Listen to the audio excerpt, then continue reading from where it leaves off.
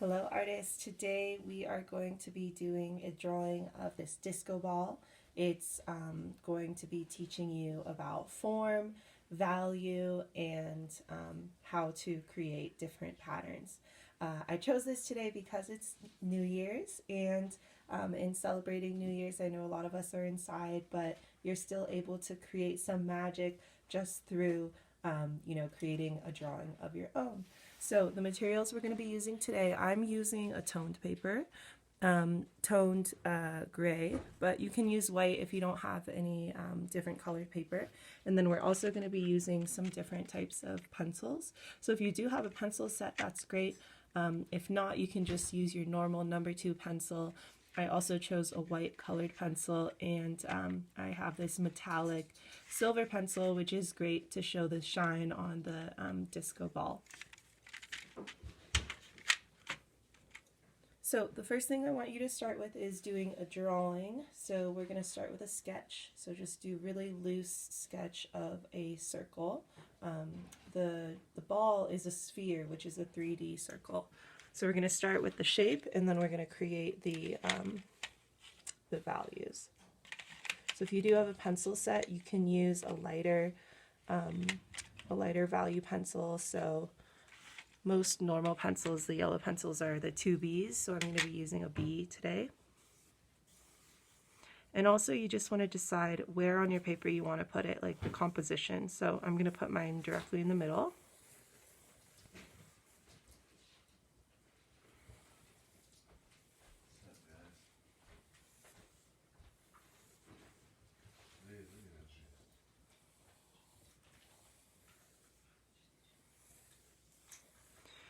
So I like to do it freehand, but if you want, you can use a certain tool. Like you could even find something that is circular, like the bottom of a bowl or a cup, if you want to use it as a stencil. When you are done with your circle sketch, you can go over a little bit darker to bump up the value. So it's going to be pressing a little bit harder, finding the line that you want to keep, and just going over it.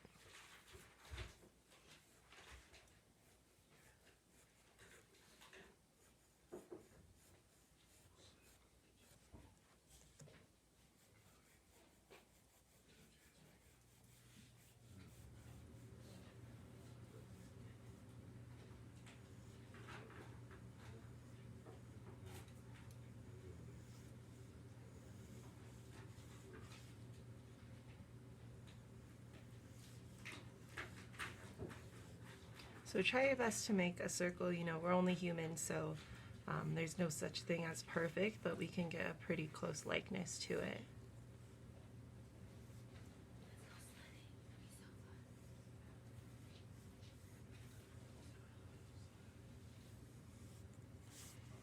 All right. So the next step to start to turn this 2D shape into a 3D sphere is we're going to start to draw some lines, which is really going to make it pop out up against the surface of our paper. So when you're looking here, one thing that's great is if you have the opportunity to draw from life, so observing something right in front of you, you get so much more information. And as artists, we're able to really like take in our environment and see what's around us and use that information to translate it into the illusion of something coming to life, which is kind of the magic of it. That's what I love about creating art. So as you're looking here, you know, you guys are looking through a screen, which is a little bit different. It flattens everything, but you can still get a lot of the lights and the reflections from the glass surface. It's pretty much like a mirror cut into a bunch of tiny little tiles. So if you can see here, there is this line that's going through the middle of the disco ball. And so it's not exactly straight. And sometimes I like to use my pencil as a ruler. So it's just barely curving on the right side and the left side. So we're going to do that onto our drawing too. So try to find the middle. You can just eyeball it. And I start with a sketch like always, just pressing really lightly. It's all about, you know, your intention and how you use your tools. So Don't press too hard when you're sketching. And I'm going to now turn this straight line and just slightly curve it over to the right. And then same thing on the left side.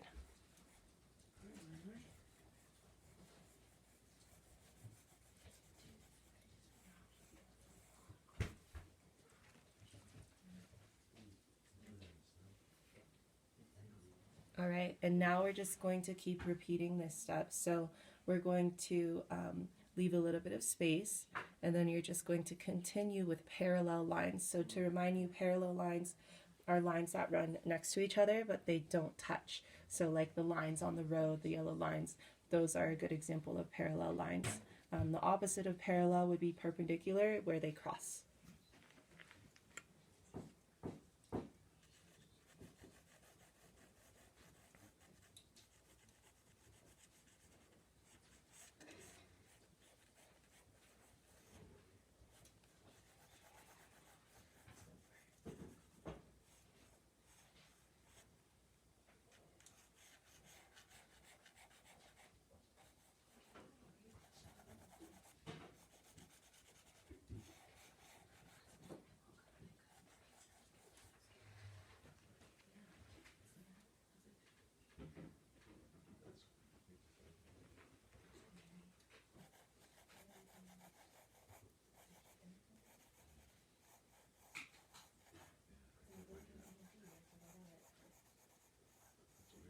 So this is freehand, so we're just trying our best to go, you know, the same amount of space in between each of the lines.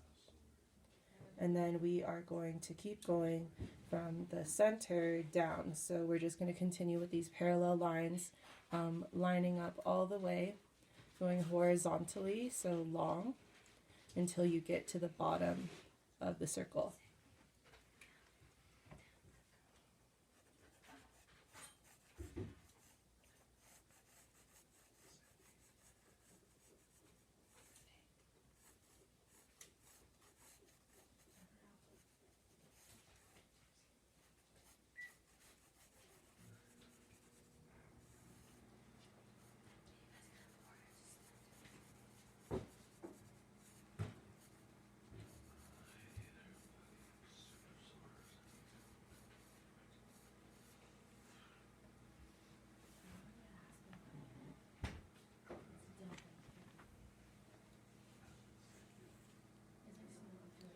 All right, so the next step, we're going to kind of switch it up a little bit. And as you can see on your disco ball right here, the lines are not lined up as they go down from the top to the bottom. So you are going to do small little vertical lines, tiny, just throughout each of the rows. So I like to start at the top and then work my way down because I want them to be a little bit staggered.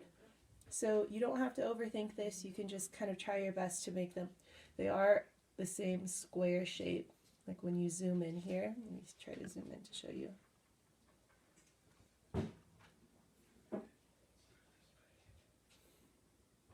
Like each of these is a little square shaped cutout of a mirror.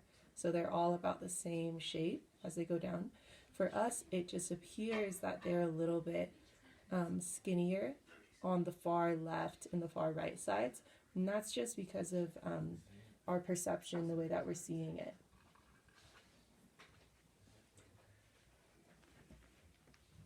So starting at the top, I'm going to do these lines that are like slightly just curved on the left side. And then they get a little bit bigger as you go to the middle. It should be a kind of square shape in the middle.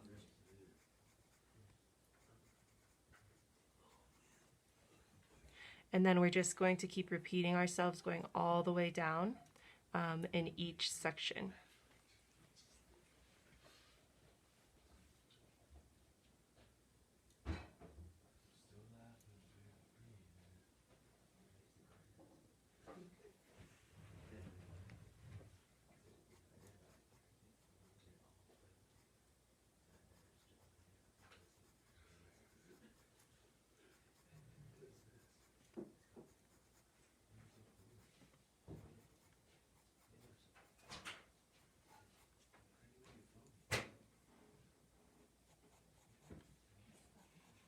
And you don't, like I said, you don't want them perfectly lined up, so you do want to leave a little bit of space so that the lines are kind of staggered.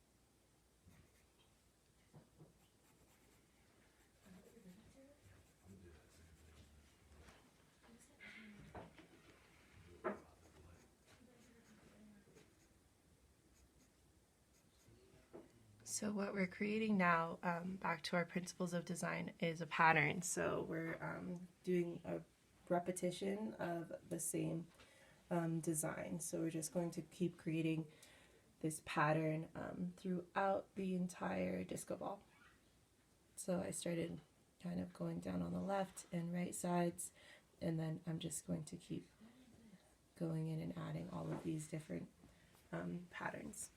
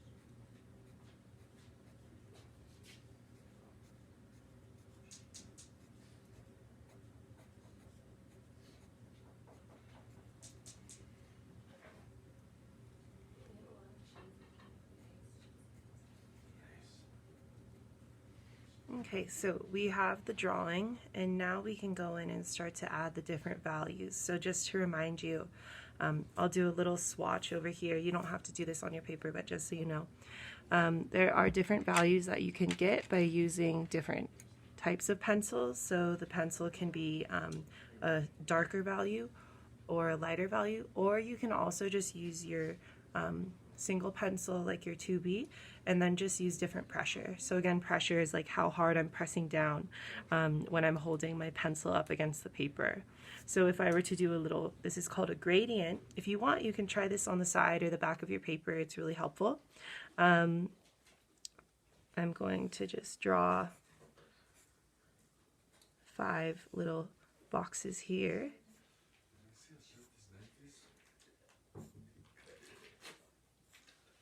Okay, and then it can go from lightest to darkest.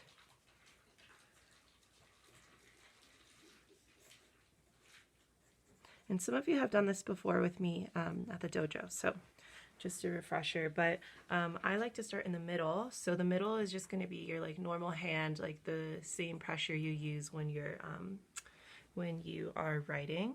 And when you're shading, you can try to hold your pencil closer to the bottom so that you have a little bit more mobility rather than up here.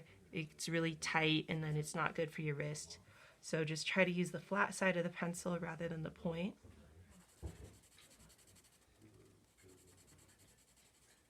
So that's going to be my kind of mid-tone, my medium value. And then from there, you know, if you go lighter, you're just not going to press as hard. So I'm just doing a lighter pressure.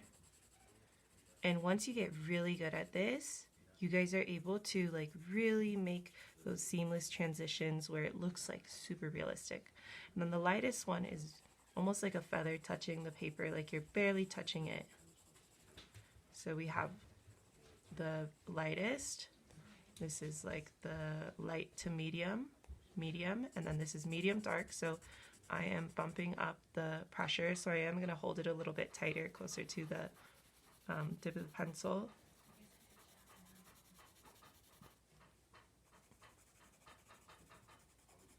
And then the darkest is like as hard as you can press. I usually hold it really close.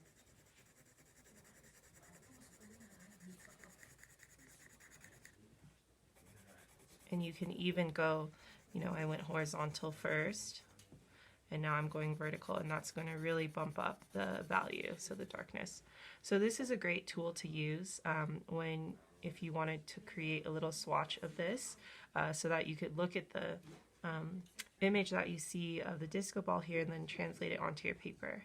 But before I start any of that, I want to look for those really bright highlights. So if you do have a white colored pencil, this is really helpful. And I did like it up against the gray paper because I could leave some of the gray showing and not even touch it, because it is a medium tone. It's kind of like a light to medium. So the cool thing about the disco ball is when you look at it from different directions, you have a different reflection. So, you know, when my hand goes over it, you can see the reflection of my hand in the disco ball. So I'm just going to be looking for those really bright highlights. So I'll point them out for you guys. So I have the sun hitting it from above here. And so it's hitting it and creating these are almost like totally blocked out with the light. So there's like a few of these here near the top. I see a few more little white, they look white just because above me the ceiling is white, so it really depends on, you know, where you're looking. So I want you guys to find these white highlights, add them to your paper, and then we can go on to some of the other values.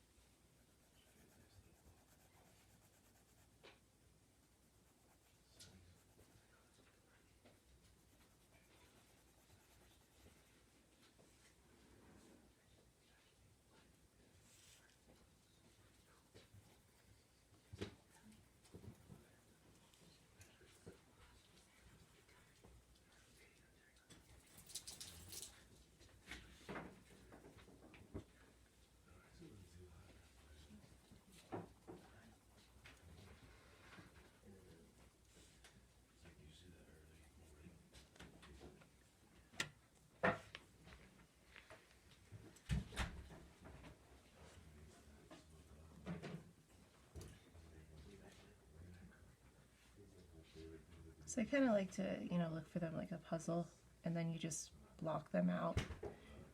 And then I can just press really hard. So this is a really hard pressure, just using my white colored pencil, so you get that really bright white.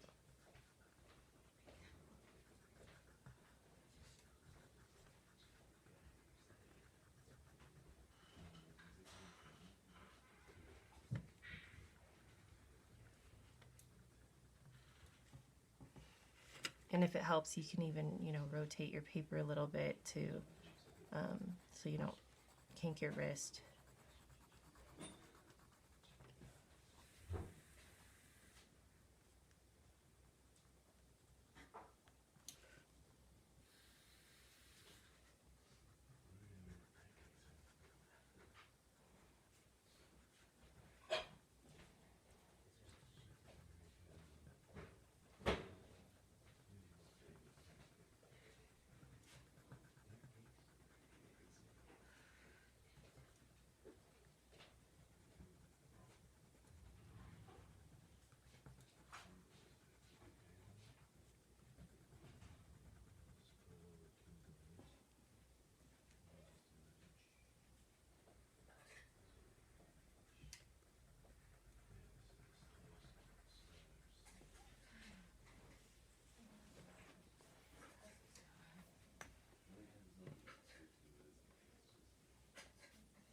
Okay, so I found most of the really bright white highlights, and it's interesting too. You know, when I stand in front of it, you'll see less. So now I want you guys to look for the lighter, sorry, not as bright white. So you're going to be looking for example like these squares here. The ones that aren't quite gray yet, they're still, you know, living in the white family here, like the white color family. But, and also these little highlights, they look like little lines. And those are more towards the top, and that's just because of the direction of the light hitting it.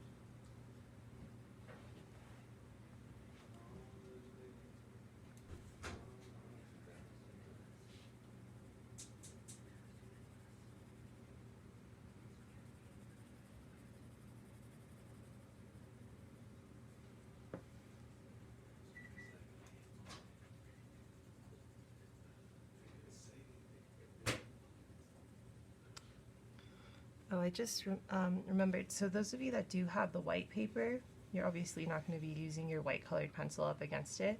So what I would do if I were you would look for the lightest value and use your really light pencil or your light pressure to start creating those. So that's what you can do in this step.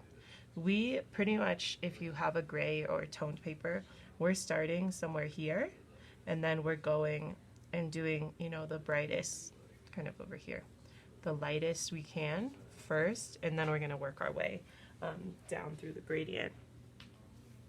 So I think I'm pretty much done. Let's see.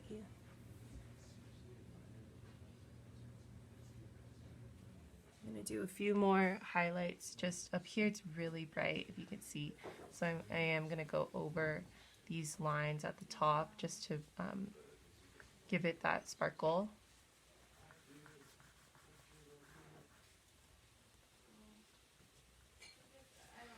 And then now we can go in back to our pencil, you know, and start to bring in some of those, you know, medium tones. So those are kind of all over the place, you know, the medium tones I see right here. It's kind of like this square and then kind of all over the top section. It gets a little bit like medium right here. So it's just random. So wherever you see it, you can start to fill it in. In this, you don't have to do each individual square. You can also just kind of, you know, shade it really lightly.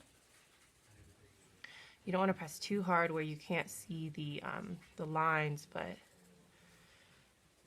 you can attack this a little faster.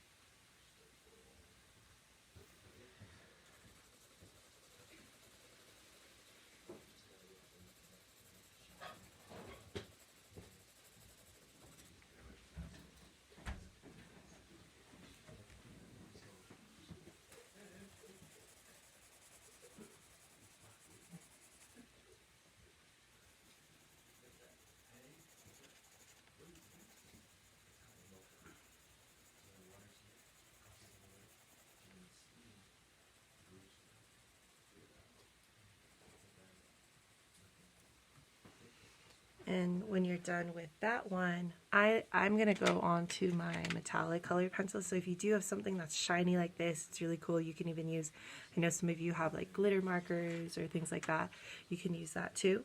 So this one, you can also just do, you know, some different squares wherever you see them. And the cool thing about this type of metallic is, you know, when you shine it in the right light, see that right there? You can get that really cool reflective quality.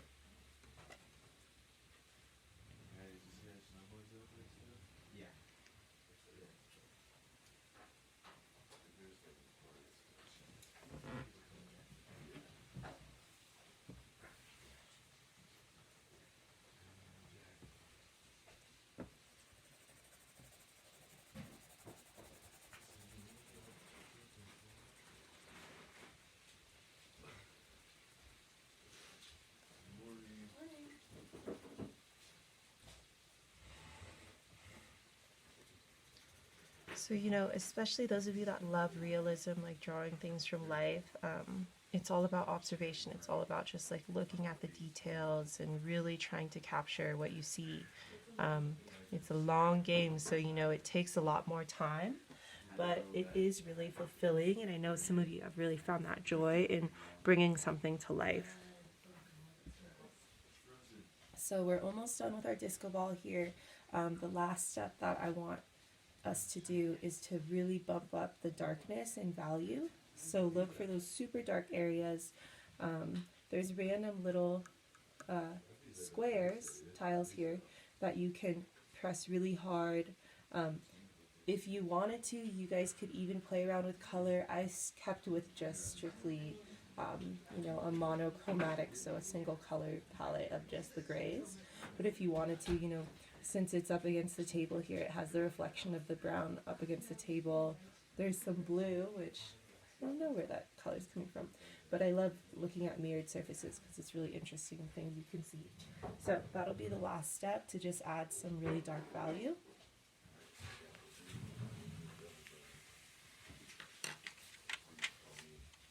I have this really nice pencil. It's by Prismacolor. It's ebony. It's jet black, which is really cool.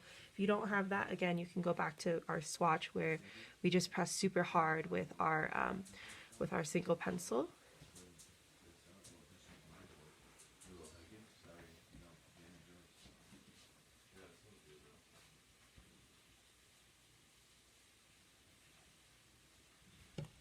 So I'm just going to, you know, mark the areas first that I see.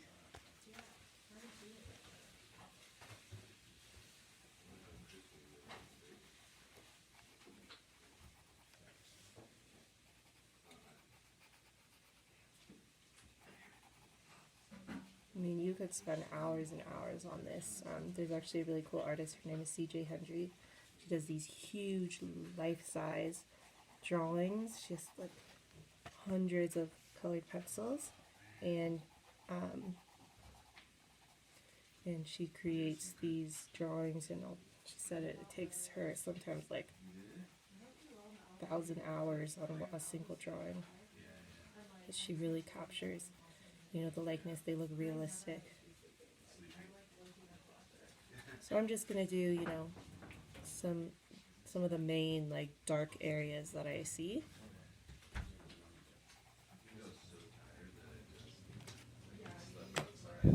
Mark them first, and then just go in and shade them.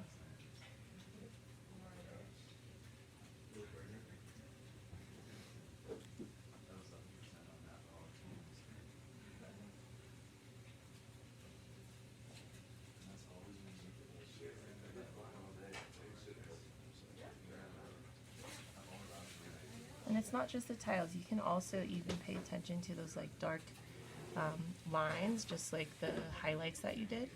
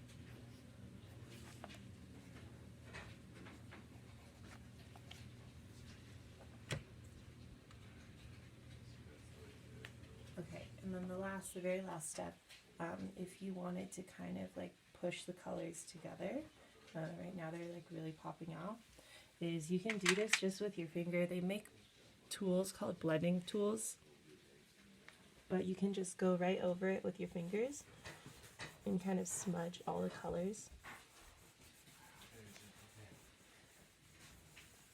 And that will kind of bring them all to more of a similar like playing field.